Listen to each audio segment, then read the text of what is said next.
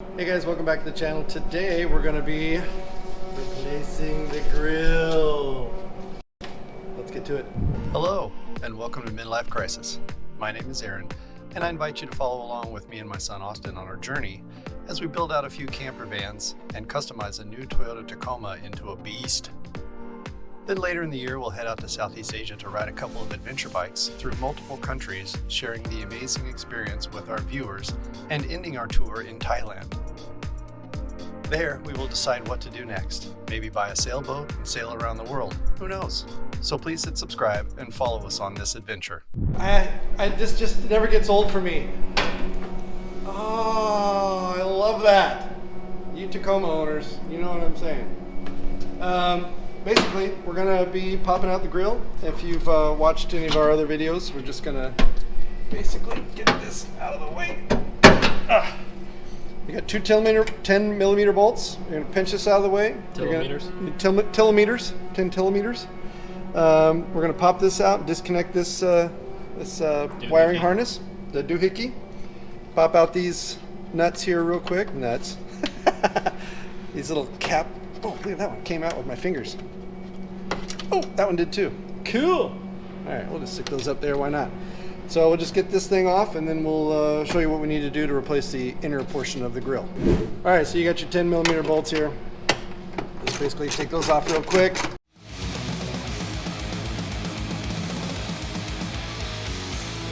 We got, I need my goggles.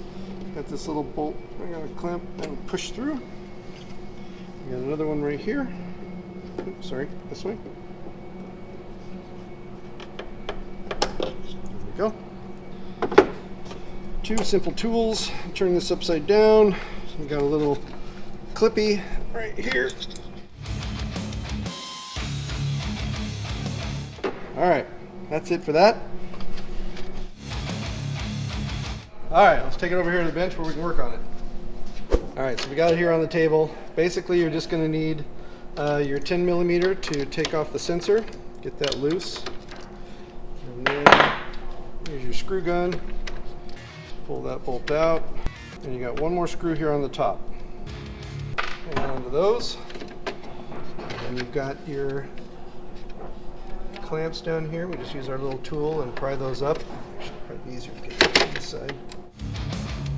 One over here. There we go.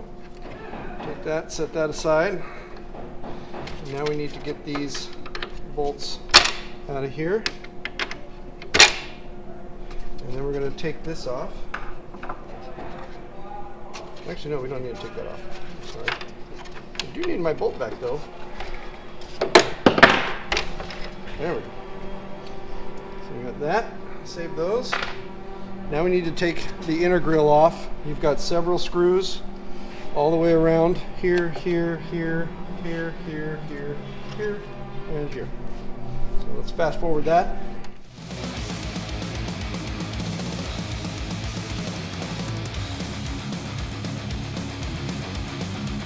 Okay, now that we've got that out, we've got these clips.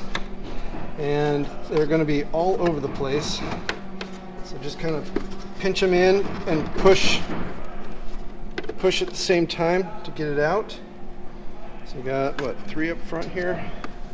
And got a couple in the back. I don't want that to come back in and clip in like that one just did. There we go.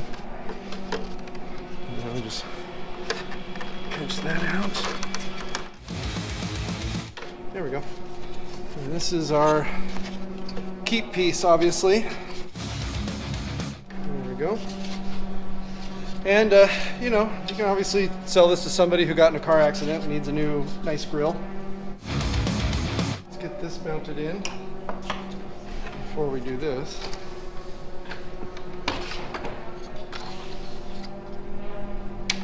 This one has the Raptor lights already installed, and we're going to twist tie these up nice and clean. Install our little clips that slide in here. I've already taken the one they sell with it out, because we'll be putting the new one in so the sensor can read through it.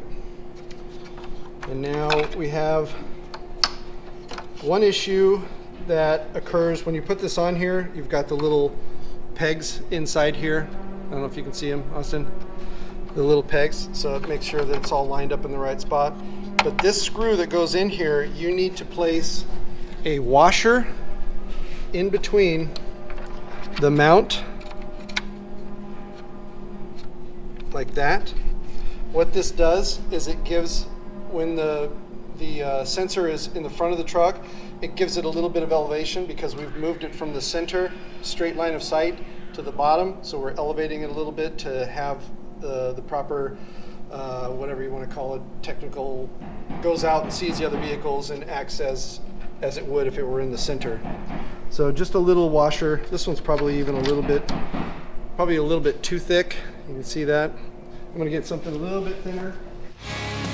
So I have 2 size washers. I'll let you know in a future video if I needed to go to the bigger, thicker washer, but I'm gonna go ahead and use the thin one here to begin with, just to give it that little bit of extra push. All right, and then we got our 2 10mm.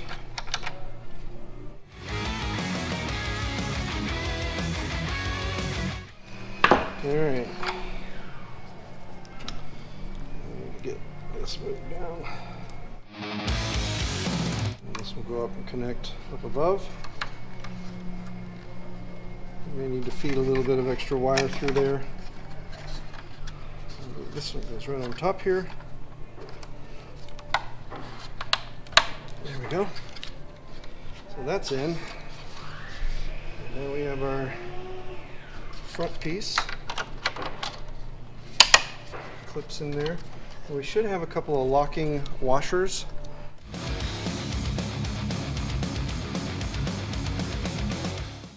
Okay, now that we got all that done, we got your wiring. I've zip tied all these to clean them all up. These are the Raptor lights. We'll deal with those later. Let's get this set in here. So this is the top facing me. So we're just gonna feed this wire down through here.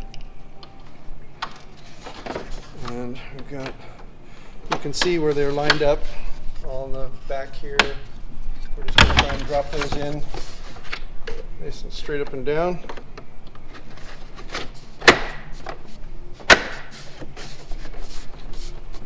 All the way around.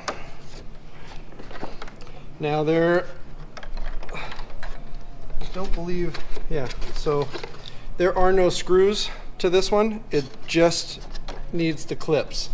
So there's nothing to screw to on the other side where these holes were.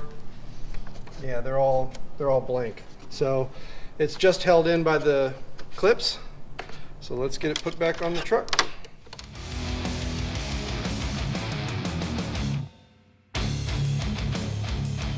That's what dropped Austin, was the clip that goes in this hole. So we need to get that.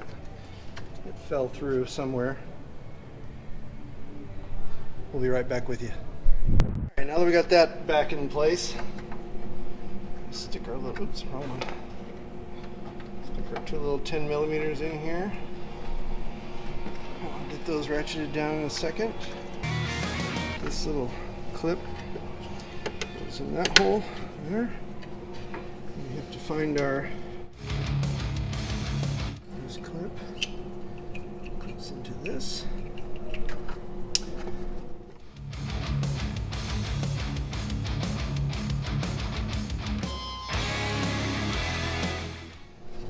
There, and then we need to bring our Raptor lights through here, and we will wire them into the electrical panel on the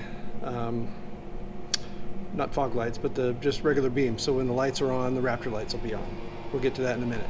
Okay, now that we got the grill in, we got to wire our Raptor lights. I've gone ahead and run the wire back through the windshield portion that forces wind into the radiator. I've come behind here, I've come behind the battery, our dual battery, linked down below, pretty cool. I've gone underneath the house ground here against the frame, and we have all this extra cable here. So I've pre-taken this off just in the interest of time, and I've installed a rubber grommet so that we can feed our wire through here and keep it protected from the environment. We are going to be connecting to, we have a jumper. So we have a fuse jumper here that we're going to connect to the house, the driving lights, which is a 10 amp, and we have a 5 amp here. We'll just put the, whatever, when you use these jumpers, whatever you're using it for is the higher fuse. So the fuse that comes out of wherever you're putting this in goes into the lower portion. So we will pop that out here real quick. We'll use this special little tool they give you. And let's just set this over here so you can see.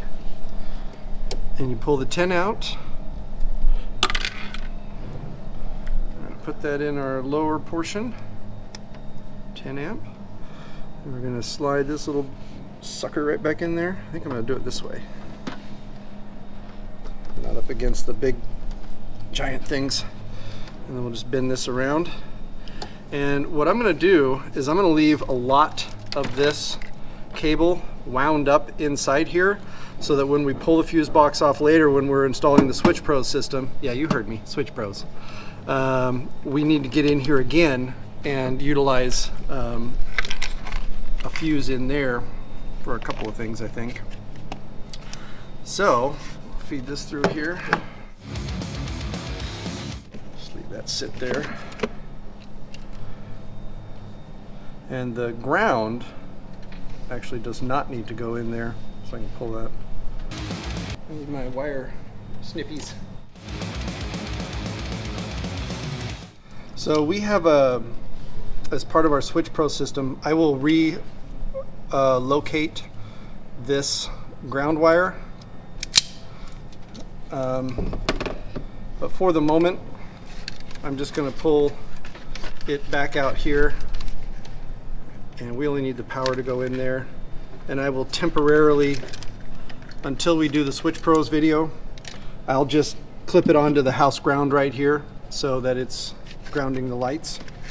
And we will just plug in our positive in here, like so. And we'll get this put back on here. So let me go ahead and get all this stuff put back together. We'll get the ground, like I said, put down here to, I'll actually just put it right here to one of the hubs, but I've got a grounding block that's going to go underneath the fender well behind all of this. This is where we're going to keep all of our wiring for the Switch Pro system. And I'll have a ground block about right here, and we'll connect it to that instead of having it connected here, which of course this will be then connected to this and ground out through the auxiliary battery, not the main battery. And all power for the lights will come from the auxiliary battery over here and not the main battery, so we're not taking a toll on that one. But let me get this done and we'll show you what it looks like when we're done. All right, there you go. She's all installed. The lights, I'll show you this. They are tied to the driving lights, so the driving lights have to be all the way on. They don't work if you're in auto mode or anything else. It's full on lights. But let me show you what they look like. These ones are pretty bright.